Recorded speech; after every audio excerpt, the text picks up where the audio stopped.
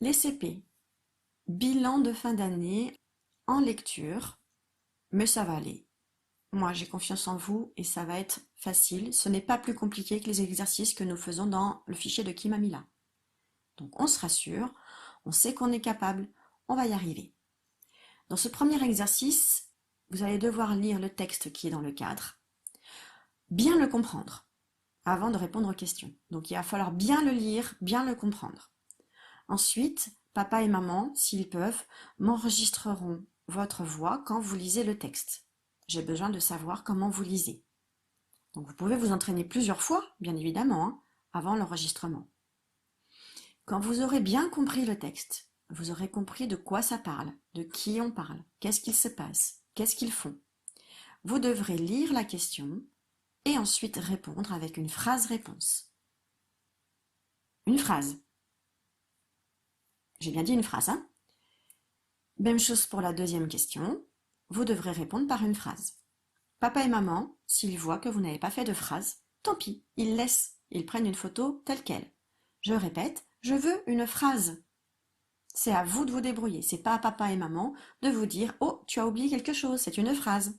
C'est à vous. Vous êtes en CE1 l'année prochaine, donc vous devez penser aux critères d'une phrase. Deuxième exercice. Vous allez devoir, pour chaque ligne, entourer le mot que je vais lire. Dans la ligne 1, vous allez entourer le mot « malin ». Malin. Dans la ligne 2, vous allez devoir entourer le mot « douche ». Tous les matins, je prends ma douche. Dans la ligne 3, vous allez devoir entourer le mot « poire ».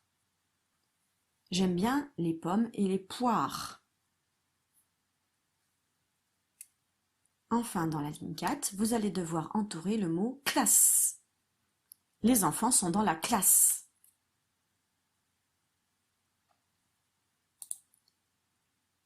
L'exercice d'après.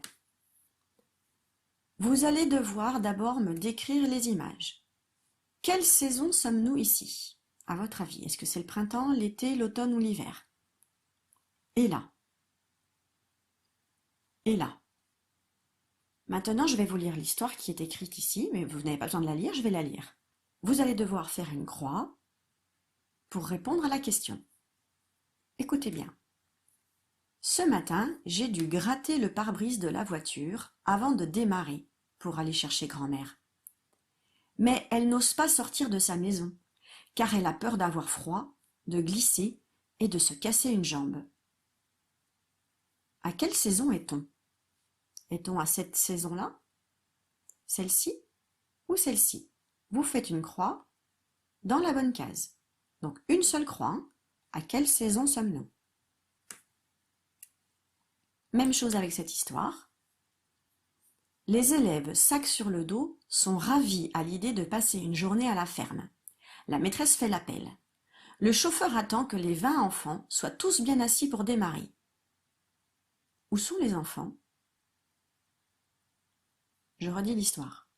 Les élèves, sac sur le dos, sont ravis à l'idée de passer une journée à la ferme.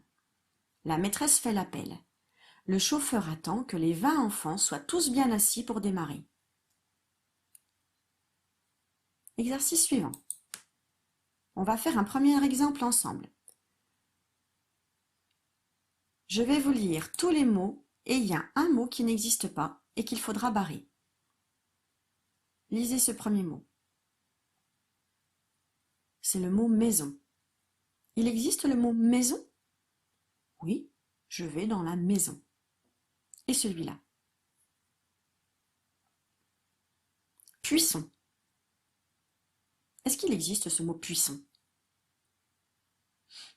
Moi, j'en ai jamais entendu parler. On essaie les autres. Saison. Saison. Ah bah, on vient d'en parler. De la saison, de l'automne, de l'hiver, de l'été. Donc ce mot existe. Et enfin le mot poisson. Bah, poisson, c'est connu. Je mange du poisson. Donc, c'est bien ce mot puisson qui ne veut rien dire. Donc, je le barre. Vous allez faire la même chose pour la ligne 1. Vous allez lire tous les mots Trouvez le mot qui n'existe pas. Même chose pour la ligne 2, même chose pour la ligne 3. L'exercice 5. Je vous ai mis un exemple. Vous n'avez pas ça sur votre feuille. C'est l'exemple. Vous allez devoir, avec votre règle, attacher les mots avec le dessin. Ici, c'est écrit quoi? Lisez voir. C'est écrit un renard. Donc moi, je pars du petit point, je mets ma règle et je vais attacher mon renard. Un renard, eh bien je l'attache avec un renard. En dessous. Un arbre. Allez, je l'attache à n'importe quel arbre. Celui-ci, ou celui-là, peu importe, il faut que ce soit un arbre. Enfin. Un garçon. Eh bien, je l'attache au garçon. Peu importe, hein, au pied ou au ventre, peu importe. Vous allez faire la même chose pour les mots qui sont ici et les mots qui sont ici. Vous allez devoir les lire et ensuite attacher avec les objets de l'image. Donc, qu'est-ce que l'on voit déjà? On voit ici une ruche avec des abeilles, un papillon, une fleur, un champignon. On voit un arbre, un arrosoir, un jardinier avec un tablier, avec un chapeau. Il boit de l'eau avec une bouteille. On voit un soleil. Et puis ce petit bonhomme qui est au fond, vous savez, c'est ce qu'on met dans les champs pour éloigner les oiseaux. C'est un épouvantail. 6e exercice. Nous devons remettre les petites syllabes dans le bon ordre pour écrire un mot qui veut dire quelque chose. Donc moi, pareil, j'ai un exemple ici que vous n'avez pas. On va lire d'abord les 3 syllabes. On y va. Na, car, val. Alors déjà, si je le mets dans cet ordre-là. Nacarval. Nacarval, ça ne veut rien dire, on est d'accord. Alors ensuite, si on essaye un autre, par exemple, si on dit car, val, na. Carvalna, non, ça veut rien dire non plus. Car, na, val. Carnaval. Ah bah oui, carnaval, ça veut dire quelque chose. Alors pour m'aider, je peux mettre des numéros. Car, c'est lui. Na et val. Et ensuite, j'ai écrit donc le 1, c'est car. Car. Le 2, c'est na. Attention, j'accroche puisque c'est un mot. Na. Et le 3, c'est val. V-A-L. V. A. Et L. Et je fais attention à la hauteur des lettres. Hein. Donc vous allez devoir faire exactement la même chose avec les autres mots.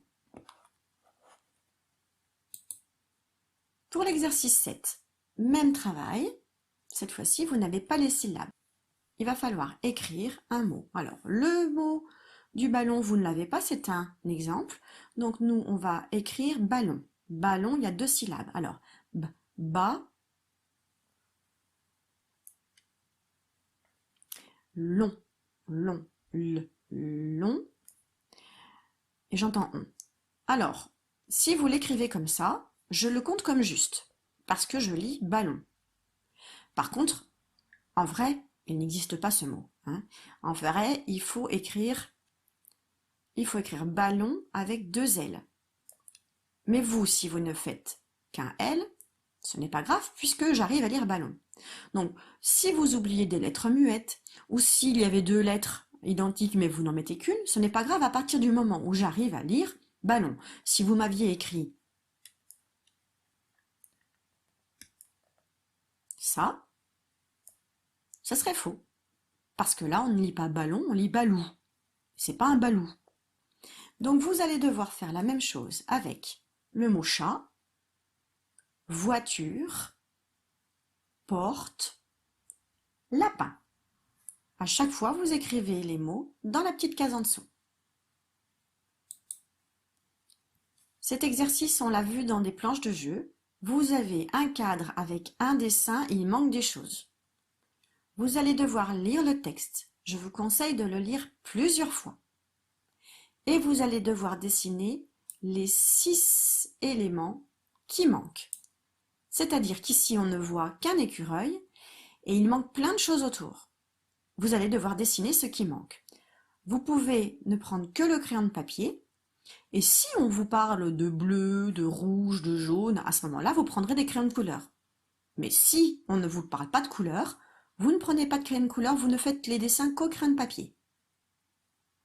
Donc vous lisez bien comme il faut le texte, en le comprenant correctement, et ensuite vous dessinez ce qui manque. Même chose, papa et maman ne doivent pas vous aider. Ils ne doivent pas vous dire « Ah, t'as oublié quelque chose ». Non, c'est à vous de vous débrouiller. Je vous demande de me dire une phrase pour chaque image. Alors là déjà on voit un petit garçon, vous avez vu, il fait du vélo et il tombe. Donnez-moi une phrase pour cette image. Puis pour la deuxième. Puis pour la troisième. Puis pour la quatrième. Ces 4 phrases que vous venez de dire, vous allez les écrire sur chaque ligne. Donc la première phrase sur cette ligne, la deuxième phrase ici, la troisième phrase ici, la quatrième phrase ici.